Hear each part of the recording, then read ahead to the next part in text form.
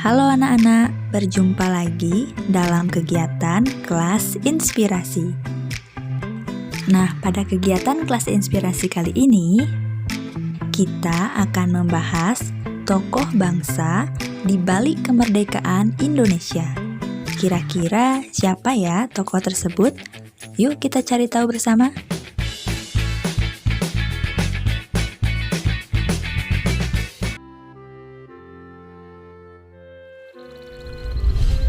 Tariklah nafasmu dalam-dalam sekarang. Ya, udara kemerdekaan ini sudah kita nikmati sekian tahun lamanya di sebuah negara bernama Indonesia. Namun, jarang kita tahu, jauh sebelum merdeka, ada seorang misterius yang menggagaskan ide negara Indonesia untuk pertama kali. Namanya jarang terdengar, tapi dialah pejuang revolusi yang melampaui zaman. Dia Bapak Republik Indonesia. Dialah Tan Malaka.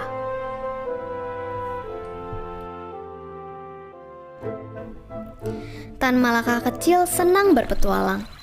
Hobinya berenang di sungai deras sampai ibunya menjewer pusarnya keras-keras.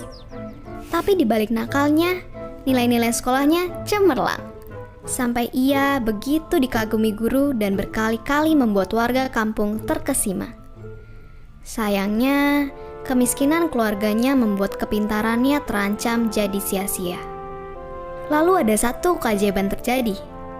Warga kampung bergotong royong membiayai Tan Malaka untuk belajar bahkan sampai ke tanah yang jauh di sana, Eropa.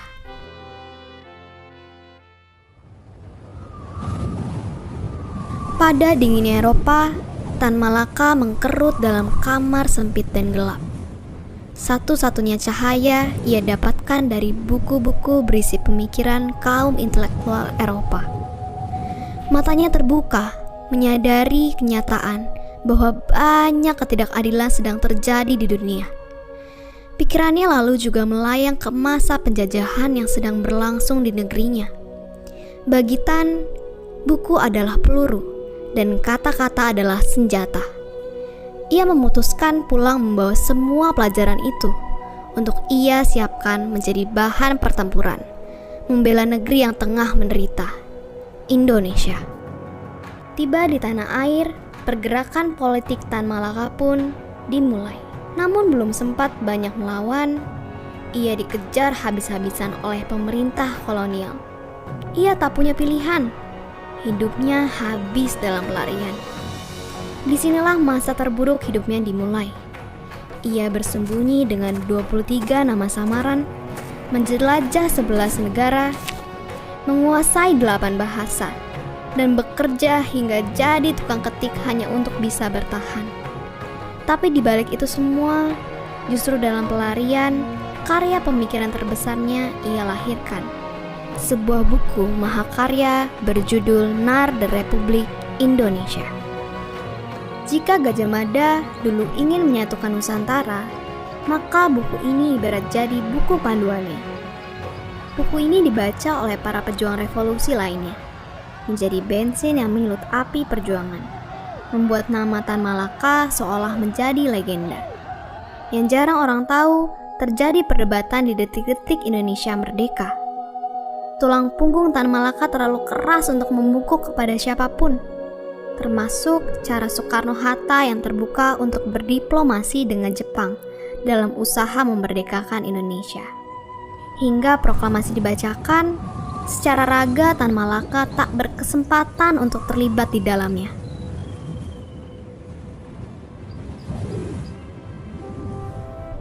Setelah proklamasi, namanya kian redup di bawah bayang-bayang Soekarno dan Hatta.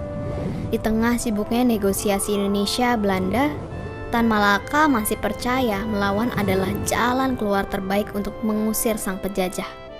Tak lama setelah itu, ia pun bertemu dengan seorang pemuda Sumatera bertubuh kecil.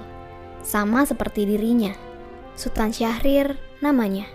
Ia menitipkan satu pesan yang memunculkan dilema di hati bung kecil. Dimulailah perjalanan Syahrir untuk memutuskan kemana ia harus berpihak.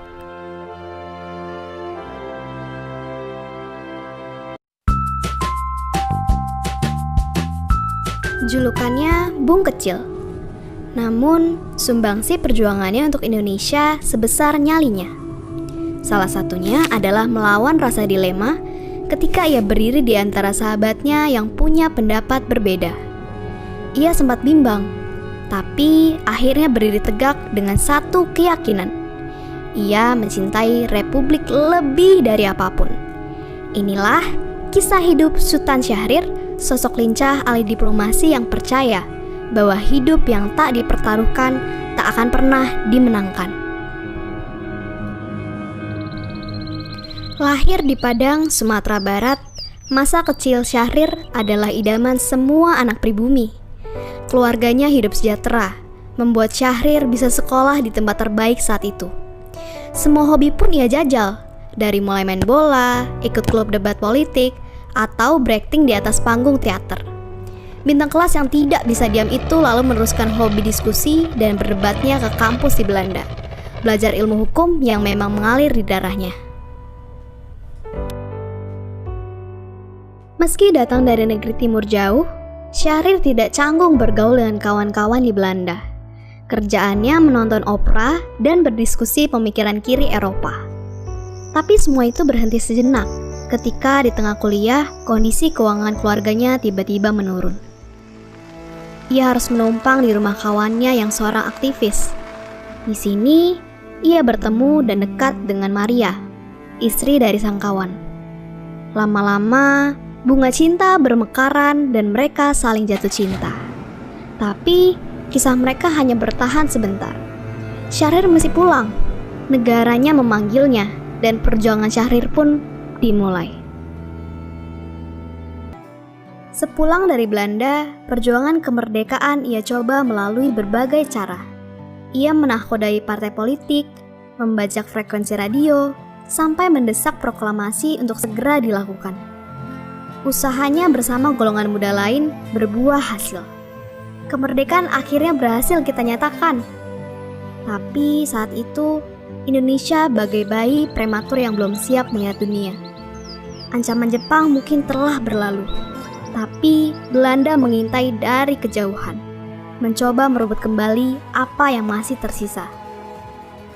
Di tengah kekalutan, Syahrir muncul sebagai penyimbang. Gagasannya tentang perjuangan dituangkan dalam selebaran berisi pemikiran revolusionernya. Perjuangan Kita, judulnya. Sebuah tulisan yang meluruskan lagi arah revolusi. Tulisan itu melambungkan namanya. Ia lalu ditunjuk sebagai Perdana Menteri Indonesia yang pertama. Ketika agresi Belanda terjadi, Syahrir tampil sebagai utusan dalam berbagai perundingan, menjaga Indonesia tetap utuh dan bersatu. Ia pejuang borjuis, aktivis sosial yang hobi berdansa dengan penampilan yang modis.